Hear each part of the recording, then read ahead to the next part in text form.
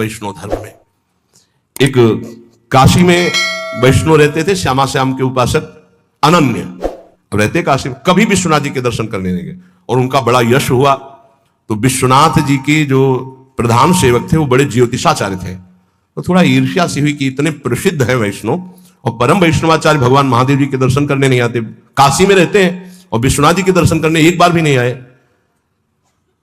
इतने थे कि नाम से समय से ज्योतिष की गणित लगाने में बड़े प्रवीण। उन्होंने गणित लगाई तो लिखा था कि आज के दूसरे दिन दोपहर के 12 बजे म्लेच्छ सेना आएगी और वो आक्रमण करके सब नष्ट भ्रष्ट कर देगी उनको। उनके मन में आया कि 1 बजे चलेंगे और फिर उनको बोलेंगे कि जिनकी नगरी में रहते हो उनके दर्शन करने नहीं आए तो उसका तुम्हें फल मिला कि देखो सब नष्ट भ्रष्ट हो गया। 1 बजे दूसरे दिन गए, ज्योतिष उनकी बिल्कुल साक्षात। गए तो नहा स्नान करके नए कपड़ा पहन रहे थे, ठाकुर जी भी वैसे, सब घर वैसा, कोई म्लेच्छ सेना नहीं है, और वो कपड़ा बदल रहे थे, नए कपड़ा। तो उनका आओ आज तो बड़ी कृपा हुई भगवान शंकर की कि आप स्वयं चलकर दर्शन दिए, इसका मतलब भगवान शिव हम पर प्रसन्न है। तो उनका मैं आश्चर्यचकित इस बात का दर्शन कर रहा हूं कि 12 बजे म्लेच्छ सेना आनी चाहिए आपके पास और आपका सब विध्वंस करना चाहिए। बोले आई थी? बोले हाँ, तो कुछ विध्वंस नहीं हुआ। बोले नहीं, जब हम ठाकुर जी को भोग लगा रहे थे तो अचानक तंद्रा आई, तंद्रा में हमने देखा म्लेच्छ सेना आई, सब विध्वंस मचा दिया। तो जब तंद्रा से हटे तो हम कहा चलो तंद्रे में सही, लेकिन म्लेच्छ तो छू गया, इसलिए स्नान करके नए कपड़ा पहन रहे और कुछ। जो प्रगट में होना था वो तंद्रा में हो गया। ये वैष्णव धर्म है। तब उनके हृदय में समझ में आया कि श्यामा श्याम के चरणों की उपासना वाले के ऊपर महादेव जी अत्यंत प्रसन्न रहते, नाराज नहीं होते, दर्शन जाए या ना जाए।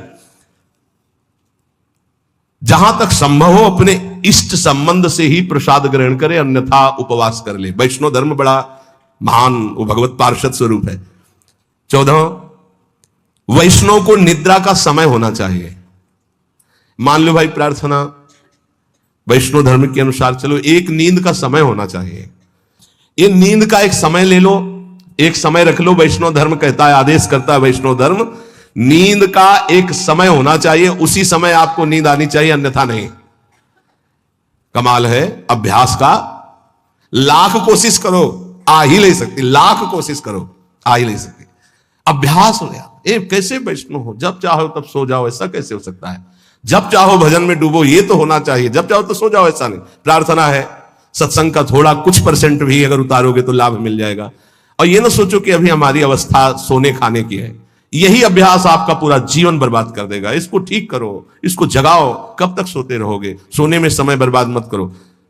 3 घंटे, 4 घंटे, 5 घंटे, अब वो समय तुम देख लो। जब चाहो एक समय निकाल लो, जब चाहो, पर बार बार सोने का अभ्यास मत करो, बहुत हानिकारक है। निद्रा से बचिए, बहुत बड़ा जहर है ये। केवल 3 या 4 घंटे होना चाहिए। ये आलस्य से प्रमाद, ये तमोगुणी लक्षण है, इसको आदर मत दीजिए, ये समय बर्बाद होता है इसमें। 15, महापुरुषों के पास नंगे पैर चल करके जाना। जैसे संत दर्शन के लिए जा रहे तो बहुत बड़ी बात है, ये छोटी मोटी बात नहीं। भगवदी जो महापुरुष है उनके पास बिना सवारी के, बिना किसी ऐसे राजसी लिबास के, साधारण बन करके जाना और नंगे पैर जाना। कम से कम 100 कदम तो ऐसे चले जाना। मान लो बहुत वहां से चल गया, कहीं ऐसे उतार दो फिर चले जाओ, ऐसे, या प्रभु के दर्शन या संत महा। एक गांव में परीक्षार्थ भाव वालों की भिक्षा ली जाती, तो गांव में गए तो बहुत लोगों ने कहा कि हाँ चलिए आप भिक्षा पा लें। उनका नहीं, हम भिक्षा उसी के यहां पाते जो 100 यज्ञ करता है, और 100 यज्ञ करने वाला तो इंद्र के समान पवित्र होता है। 100 यज्ञ कौन करेगा?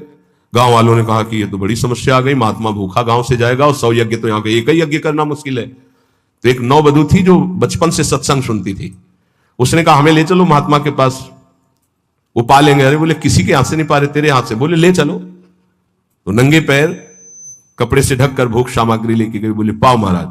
बोले सुना नहीं मेरा नियम यहां कि 100 यज्ञ करने वाले के हाथ में। बोले 100 यज्ञ तो बहुत थोड़ी होती है। बोले ये दोहा आपको याद है, संत मिलन को चालिए तज माया अभिमान, ज्यों ज्यों पग आगे पढ़े कोटिनी यज्ञ समा। जैसे जैसे आगे चरण बढ़ाए जाते हैं वो करोड़ों यज्ञ तो आप 100 काट ले उसमें, हमारे तो बहुत जमा है, तत्काल पालिए भाव। किसी भी भगवदीय महापुरुष के पास दैन्य होकर नंगे पग जाना। 16, किसी के घोर अपराध करने पर भी क्रोध ना करना, ये वैष्णव धर्म है। क्योंकि क्रोध करने से भगवद आवेश का प्रादुर्भाव नहीं होगा। और वैष्णव वही जिसमें भगवद आवेश आता हो। बोले अब ये नहीं बोल रहे, अब तो साक्षात श्री भगवान बोल रहे हैं।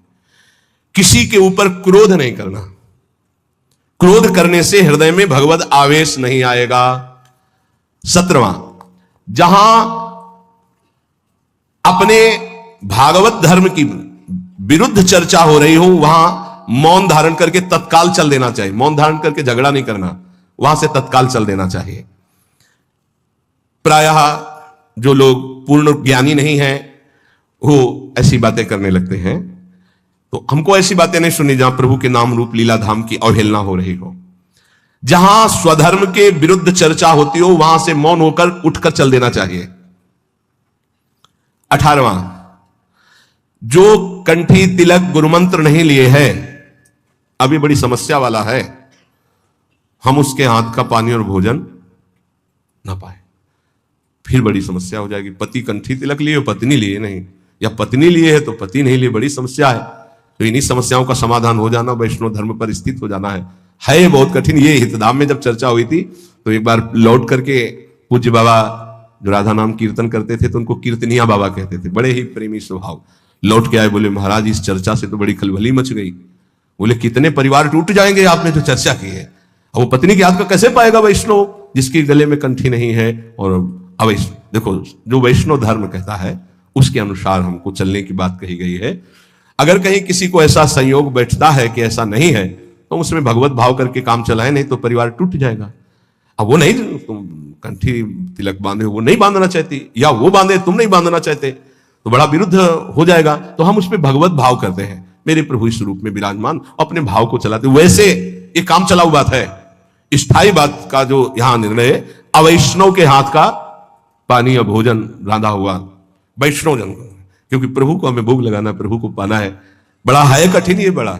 हम मान लो आप पूरा परिवार वैष्णव लेकिन रिश्ते नातेदारी में गए, बड़ी समस्याएं आ जाएंगी। आप किसी के ब्याह में गए तो वहां रसोईया कंठी तिलक वाला था कि नहीं, बोले नहीं था, बोले हम नहीं पा सकते, बड़ी समस्याएं आ जाएंगी। और इन्हीं समस्याओं पर लड़ करके जो आगे बढ़ता है वही भगवत पार्षद पद प्राप्त करता है। भोजन संभल जाए तो भगवत प्राप्ति दुर्लभ नहीं है, क्योंकि भोजन से ही बुद्धि का प्रभाव बदलता है। अब वैष्णव के वैसे वैष्णव सिद्धांत कहता है। 19वां सिद्धांत है भाई, 84 सिद्धांत है, समझ लीजिए। अवैष्णव के हाथ से अपनी ठाकुर सेवा में सेवा शामिल ना करना, कोई भी सेवा शामिल नहीं। आप दीक्षित नहीं, आप हमें जल नहीं दे सकते हम श्री जी को स्नान कराने के लिए, वो हम स्वयं अपने हाथ से करें। अगर सम्मिलित हो सेवा में तो कंठी तिलक वैष्णव होना ही चाहिए, ऐसा आदेश है शास्त्र का। 20वां, हर परिस्थिति में धैर्य को कभी ना खोना, कुछ भी हो जाए धैर्य ना खोना। जैसे अपने एक ब्रजवासी बलराम जी बता रहे थे कि हमारे पड़ोस में एक नियम पूर्वक वैष्णव भजन करते थे। उनके एक ही बेटा थे, वो मथुरा गए हुए थे, एक्सीडेंट हुआ और मथुरा में ही, तो उनके पास सूचना है कि तुम्हारा बेटा एक्सीडेंट में मारा गया। तो उनका मर गया? बोले हाँ मर गया। बोले आप लोग लाओ हमारा, जब तक माला पूरा नहीं होगा तो हम नहीं उठेंगे। माला पूरा किया तो कितना धैर्य है, नहीं तो छूट जाए ना माला। दूसरी बात, अपने राधा वल्लभी समाज के मुखिया जी भी जो राकेश जी, इनके पिताजी जी बड़े मुखिया, बड़े सिद्ध महापुरुष थे। हारमोनियम में ऐसे जे भी नमो नमो जय श्री हरिवंश अंगुली रखी, आंख मुंद गई, सब बाणियां कंठस्थ थी, और बस आंख तभी खुलेगी जब पूरा श्री जी को समाज सुना देंगे। इतने बीच में मुखिया जी के जो पुत्र थे उनको शरीर में आग लग गई, किसी हेतु से ऐसे सूचना ही कि ऐसा। मुखिया जी ने आंख नहीं खोला, बड़े मुखिया जी इनके पिताजी जब पूरा पद सुना चुके पूरा श्री जी का, तब उठ करके बाहर गए। इसे कहते हैं वैष्णव धैर्य। जैसे श्रीवास के घर में उनका पुत्र पधार गया, महाप्रभु चैतन्य देव कीर्तन कर बिल्कुल आनंद मगन होकर कीर्तन करते रहे, कोई, इसको कहते हैं वैष्णव धैर्य। नहीं तो हो कि महाप्रभु कीर्तन कर रहे, पुत्र पधार गया, बड़ा मंगल हो गया, लेकिन उन्होंने बड़ा मंगल माना कि महाप्रभु कीर्तन कर रहे, पुत्र पधार गया, मतलब साक्षात श्री कृष्ण को प्राप्त हुआ। तो अब इसमें तो और नाचने की बात है, धैर्य। 21वां, प्रभु के चरणार विंद में अपने मन को स्थित करते हुए, नाम जप करते हुए सारे कार्य करना। सांसारिक ग्रह कार्य भी नाम जप करते हुए प्रभु के चरणों का ध्यान करते हुए करना। 22वां, भक्तों के साथ सख्य भाव, नूतन स्नेह रखना। जैसे कोई अपना सगा मित्र आवे तो अरे बड़े भाग्य आप, संत को देखते ही, भक्त वैष्णव को देखते ही हमारे हृदय में ऐसे आह्लाद हो। 23वां, भगवत सेवा या संत सेवा या गुरु सेवा के अवसर पर बात ना करना, और करना तो ऐसे ऐसे की जाती। अगर हम भगवत सेवा कर रहे हैं, कोई बात करनी तो ऐसे करना है, किसी संत के सामने ऐसे बात करना है, गुरुजनों के सामने ऐसे। उच्च स्वर से प्रलाप ना करें। 24वां, सेवा करते समय अत्यंत सौभाग्य माने। ओहो, अपनी प्रियाजू को चंदन लगाने को मिल रहा है, अपनी प्रियाजू को चंवर डुलाने, अत्यंत सौभाग्य महत्व रखकर सेवा करना। 25वां, प्रभु की सेवा करके प्रभु से कभी कोई सेवा के लिए भी वस्तु न मांगना। सेवा करते हुए सेवा के लिए भी, खस का इत्र होता तो बढ़िया है, क्यों? प्रभु को जो पसंद। एक बार हमने कहा था अगर इत्र नहीं होगा तो हम चमेली की शीशी ले आएंगे, उसका भी पैसा नहीं होगा तो पानी है। हम आपके सेवक हैं, वस्तुओं से सेवा नहीं, प्राण प्राण समर्पित करके। अब वस्तु स्वाभाविक है, उसी से सेवा करेंगे। प्रभु की सेवा करके प्रभु से सेवा की वस्तु भी ना मांगना, अपने लिए तो बात जाने दो। तो बोले फिर कैसे काम चलेगा? तो सर्वज्ञ प्रभु अपने आप व्यवस्था करेंगे, जितने में दे उतने में राजी रहो। जथा लाभ संतोष सदा काहो सो कछु न चाहूंगो। 26वां, प्रभु के नाम से आई हुई वस्तु को प्रभु के ही सेवा में लगाकर प्रसाद रूप में उपभोग करना, नहीं तो दुर्गति हो जाएगी। जैसे ब्रज के भक्तों में लिखा है कि नंदगांव में एक बाबा गुफा में भजन करते थे, तो पीछे से आवाज आई जब माधुकरी लेकर जा रहे थे, ए बाबा अपनी जूठन दे दे तो हमारा उद्धार हो जाए। पीछे मुड़ के देखा तो कोई दिखाई नहीं दी। फिर आवाज आई, सुने ना है, अपनी जूठन दे दे। फिर पीछे मुड़े तो देखा है कुत्ता। बोले हाँ हाँ ठीक देख रहे हो, मैं कुत्ता नहीं हूं, मैं प्रेत हूं। कौन हो तुम? मैं नंदगांव का सेवक। क्या हुआ, कैसे इस गति को प्राप्त? बोले ठाकुर जी को दी हुई भोग सामग्री अमनिया हम प्रयोग करते थे। रुपया भी आया तो पहले ठाकुर जी के चरणों में रखो, अमनिया जो आया पहले ठाकुर जी को अर्पित करो, फिर प्रसाद रूप से आप पा सकते हो। अमनिया कभी ऐसा नहीं, क्योंकि फिर उससे गड़बड़ी हो जाएगी। श्री ठाकुर जी के नाम से आई, सब ध्यान से सुन लो, ऐसी कभी चूक नहीं होनी चाहिए। श्री ठाकुर जी के नाम से आई हुई सेवा वस्तु को ठाकुर जी की सेवा में ही अर्पित करके प्रसाद रूप से स्वीकार करना, नहीं तो ठीक नहीं रहेगा। अर्थ भी आया तो पहले श्री चरणों तक पहुंचाओ, आप उसके स्वामी नहीं, स्वामी वो है, वहां अर्पित करके फिर सेवा में लगाओ, नहीं धोखा हो जाएगा। और जो अर्थ जिस सेवा के लिए आया उसी सेवा में लगना चाहिए। हे स्वामिनी जी, करोड़ों पापियों को एक पल में तार देने की आपकी कृपा कटाक्ष में सामर्थ्य है।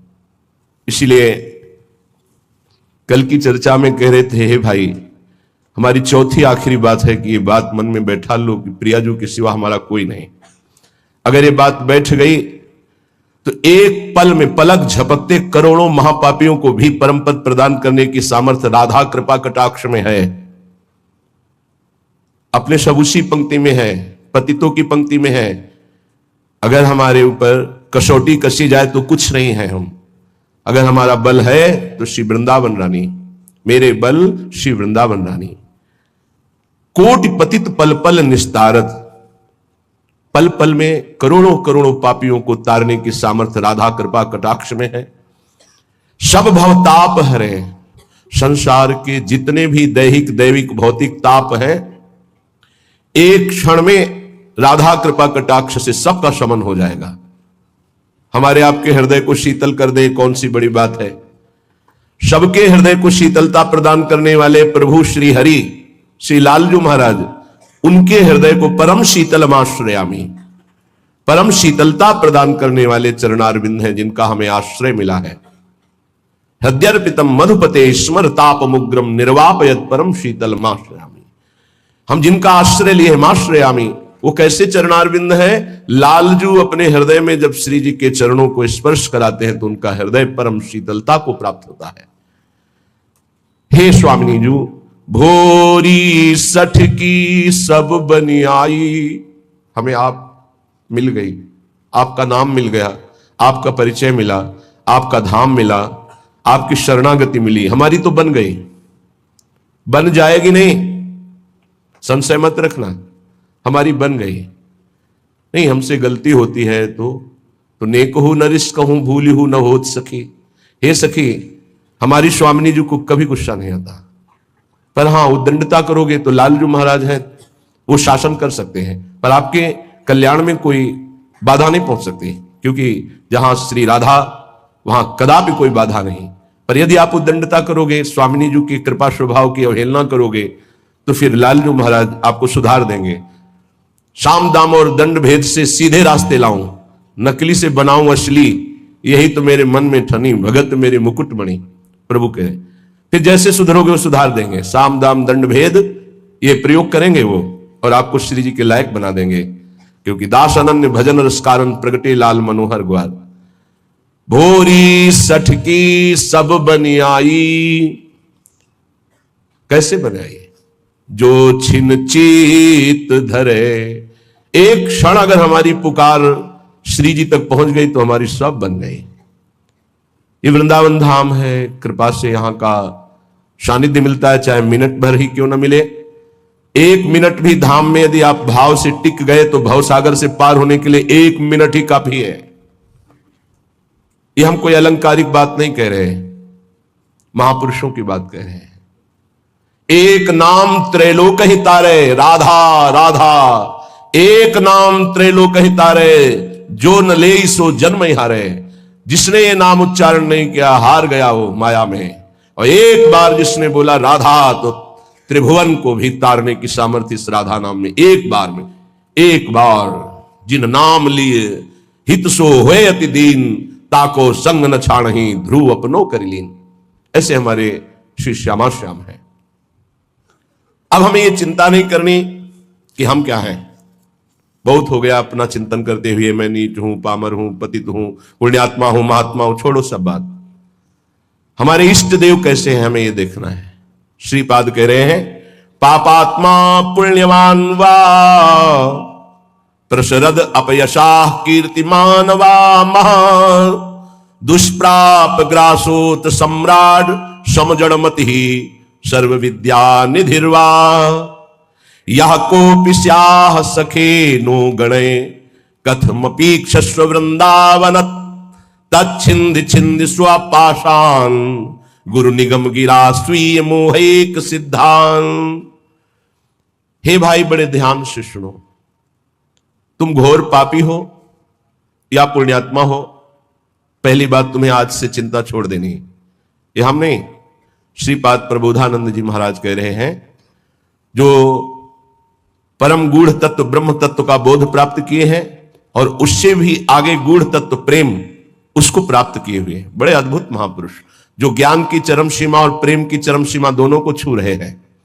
वो कह रहे हैं पुण्यात्मा या पापात्मा दो ही होते हैं। तुम कोई भी हो, चिंता छोड़ो। पापात्मा पुण्यवान वा, ध्यान दोगे तो निश्चिंत निर्भय निशोक हो जाओगे। ये साधना और श्रवण दोनों में अंतर है। श्रवण से जो श्री कृष्ण प्रेम प्राप्त होता है वो साधना से नहीं होता। साधना मथुरा के ब्राह्मण कर रहे हैं और श्रवण मथुरा के ब्राह्मणों की पत्नियां कर रही है। भगवत साक्षात्कार उनकी पत्नियों को होता है, अपराध बनता है उनसे। अवहेलना कर देते हैं श्री भगवान की सखाओं की, भगवान की आज्ञा की। बहुत ध्यान से समझना है। ये जो श्लोक है निहाल कर देने वाला है। आप इन्हीं में से कोई होंगे। पापात्मा पुण्यवान वा, प्रशरद अपयशाह कीर्तिमान वा। तुम्हारा बहुत यश है या बहुत निंदा हो रही है, बहुत पापी हो या पुण्यात्मा हो। महादुष्प्राप ग्रासोत्स सम्राट समजड़मति सर्व विद्या निधिर्वा। तुम बहुत दरिद्र हो या बड़े वैभवशाली सम्राट हो। बहुत सुंदर बात है। तुम जड़मती मूर्ख हो या बहुत विद्या विशारद विद्वान हो। तुम कोई भी हो, चिंता छोड़ो। यह को पिस्या सखे, हे मित्र तुम कोई भी हो। नो गणे कथम पीक्षस्व वृंदावनम तच्छिंद छिंद स्वपाशान, गुरु निगम गिरा स्वी मोहिक सिद्धांत। आहा, तुम पापी हो पुण्यात्मा हो, तुम दरिद्र हो या बड़े सम्राट हो, कीर्तिमान हो या तुम्हारी निंदा हो रही है, तुम जड़मती हो या बहुत विद्वान शास्त्र विशारद हो। अब चिंता मत करो। तुम्हें यदि वृंदावन धाम आने को मिल गया है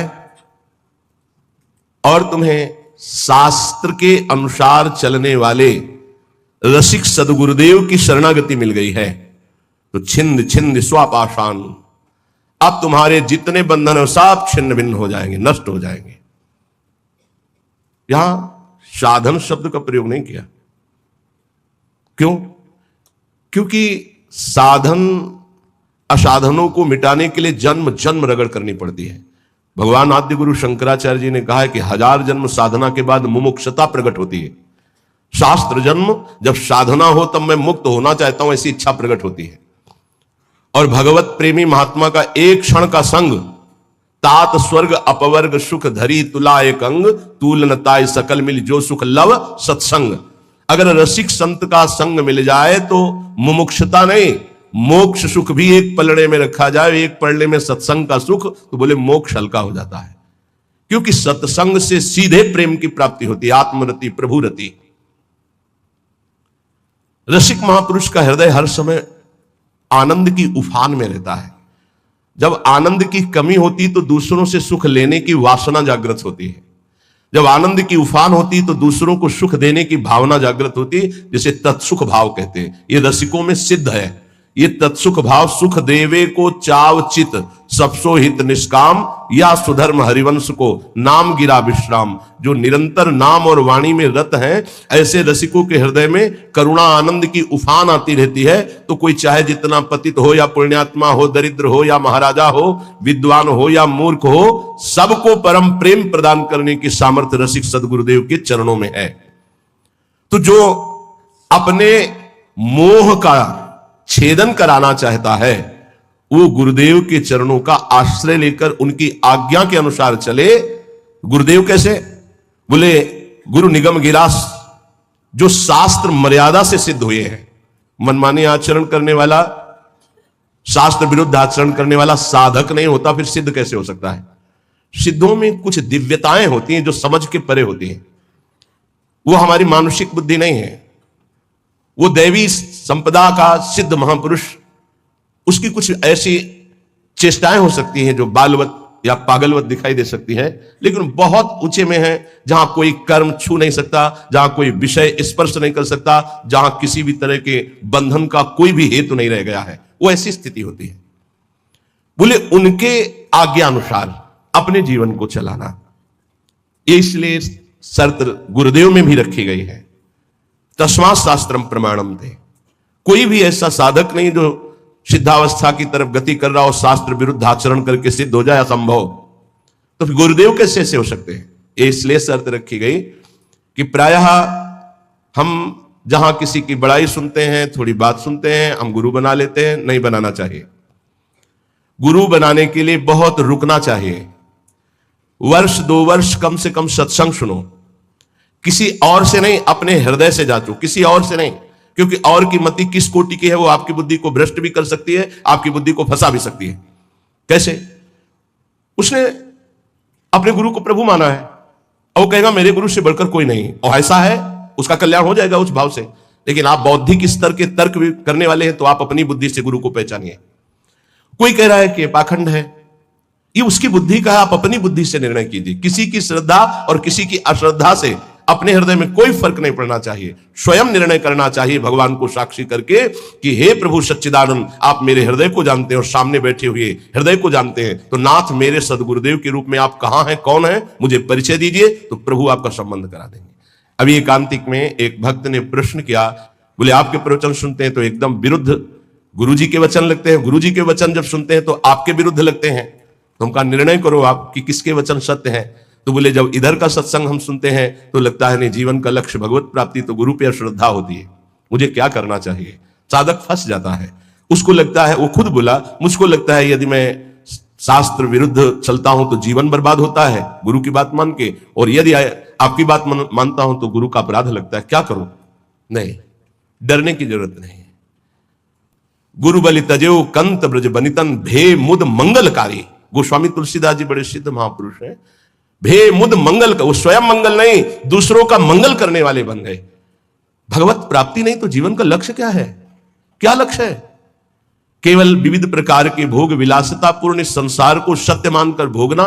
नहीं नहीं नहीं, बिल्कुल भुलावा, बिल्कुल भुलावा।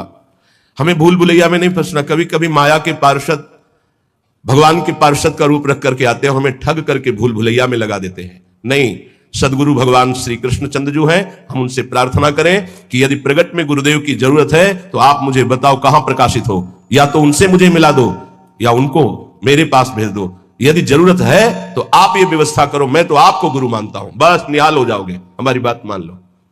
श्रीपाद कह रहे हैं, रसिक सदगुरुदेव के चरणों का आश्रय लेकर स्वयं मोहिक सिद्धांत, अपने मोह का नाश कर दो, देह की प्रियता, देह के रिश्ते नातों का, तो सिद्धांत तुम्हारे अंदर सिद्धावस्था आ जाएगी। सिद्धावस्था प्रिया प्रीतम के प्रेम रस में डूबना। ये तो बताया शरणागति का श्लोक। आप पापात्मा हो, पुण्यात्मा हो, दरिद्र हो, राजा हो, विद्वान हो, मूर्ख हो, कोई भी हो, निश्चित तुम्हें भगवत प्राप्ति हो जाएगी यदि वृंदावन में विराजमान रसिक सिद्ध संत का आश्रय ले लो, गुरुदेव का। पर गुरुदेव का आश्रय कैसे ले लो? बोले स्वी मोहिक सिद्धांत। मोह आश्रय में बाधा पहुंचा देता है। शरीर का मोह, परिवार का मोह, नाना प्रकार के भोगों का मोह। मोह गए बिनु राम प्रद होई न दृढ़ अनुराग। तो मोह अगर है तो गुरुदेव के चरणों में निष्ठा पूर्वक आप टिक नहीं पाएंगे, वो आपको हटा देगा। और अगर गुरुदेव की निष्ठा में टिक गए तो मोह का नाश हो जाएगा। मोह मूल बहुशूल पद, त्यागो तम अभिमान। जब तक मोह है तो संसार चक्र बना हुआ है, मोह का नाश हुआ, संसार चक्र नष्ट हुआ। अब वृंदावन की रहनी बता रहे। पहले श्लोक में शरणागति बताई, अब कह रहे कंथा कौपीन वासस तरुतल पतितै क्लिप्त वृत्ति फलाद्यै कुर्वन्नो व्यर्थ वार्ताम कथमपि न वृथा चेष्टया कालयापि त्यक्त्वा सर्वाभिमानम प्रतिगृहमटनम तुच्छ भैक्षाय कुर्वन् वृंदारण्ये निवत्स्याम्य समनुसरन् राधिकैकात्मलोकान् कौपीनवंता खलु भाग्यवंता। बड़ा भाग्यशाली होता है जो लंगोटी वाला होता है, कोई खिलवाड़ नहीं। आद्य गुरु भगवान शंकराचार्य जी का ये कौपीन का स्तोत्र है, कौपीनवंता खलु भाग्यवंता। नरसिंह मेहता का काछ वाछ मन निश्चल राखे धनी धन जननी तेरी रे। लंगोटी का पक्का, जबान का पक्का और मन का पक्का। तो बोले भर नरसैया दर्शन पावा। हमारे बड़े भाग्य जो मैं ऐसे संत के दर्शन पाऊं जो लंगोटी का पक्का, जबान का पक्का और मन का पक्का। कंथा कौपीन वासास कौपीनवंता खलु भाग्यवंता। लंगोटी का तात्पर्य होता है जितेंद्रिय। आजीवन भगवत आराधन में अपने जीवन को समर्पित करके एकमात्र परमानंदमय सुख का भोक्ता, किंचन मात्र कहीं कि किसी इंद्रिय का भोक्ता नहीं। वासास परिग्रह रहित वस्त्र। साधु का जो वस्त्र है वो परिग्रह रहित होना चाहिए। परिग्रह जिस पर किसी का अधिकार नहीं।